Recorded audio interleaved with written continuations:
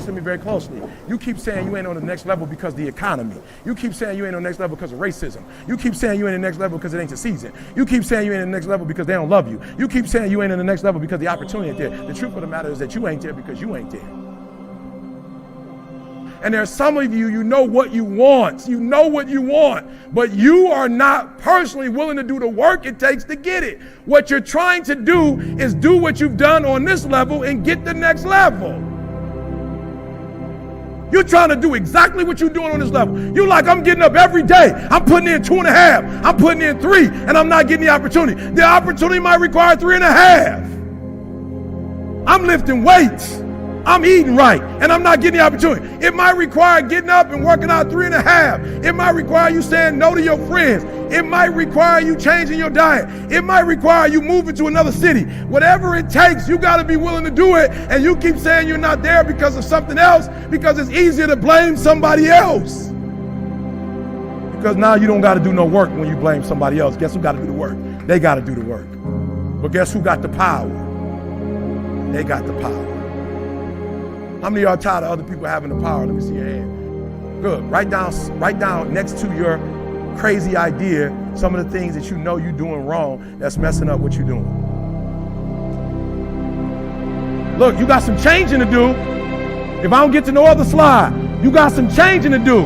And I'm telling you, the reason why I'm leaving corporate and going to schools, because it's easier to help a doggone middle school kid change than a grown man. It's hard changing grown men. I'm talking about hard. I'm like, yo, my ratio gonna go up. I'm gonna be a legend if I go to middle school. I'm gonna be a legend. Like Eric came in, talked to 100 kids, 98 got changed. Are you hearing what I'm saying? My brother doing elementary kids. Elementary kids, they've been broke, but they ain't broke yet. Grown people broke. It's easier to help somebody who is broken at a young age than a 50-year-old, 40-year-old, or 30-year-old. You understand what I'm saying? So what I'm telling you to do, since you hate being told what to do, you're going to have to fix yourself since you don't like nobody else telling you what to do. And because you're not willing to pay for a coach, you're going to have to coach yourself. Does that make sense? So I want you to write down honestly. Write it down real quick. Write it down. Let's go to the next slide. Honestly, write it down. I want you to write it down for me real quick. Write down, what are you doing right now that you know that's killing the game? There's something that is blocking your next level, and it's you. And you want to keep saying it's somebody else. It's this company I work for. They ain't showing me no love. They ain't showing you no love because you ain't doing something to make them show you love. They see how all over the place you are, and they're going to take advantage of it. They see you ain't got no structure. You ain't got no 5-year plan, 10-year plan. You ain't got your stuff together. They see it. So over here, real quick. Somebody be honest over here about why you can't get to that next level. What's that thing? Say it again. Good. And when you say mindset, what do you mean? Good. Yeah. You come from poverty, so you're dealing with wealth as poverty. You're dealing with wealthy people talking poverty language. That was not going to work. Somebody over here. Yeah. Procrastination. Good. How many of y'all being killed by procrastination? Let me see your hand. Yeah. She's a man eater. Whoa, here she comes. I'm talking about procrastination is killing America. It's killing it. If you could fix procrastination, what would your life be like? You understand what I'm saying? People like E.T., I want to do what you do. No, you don't. I'm my own boss.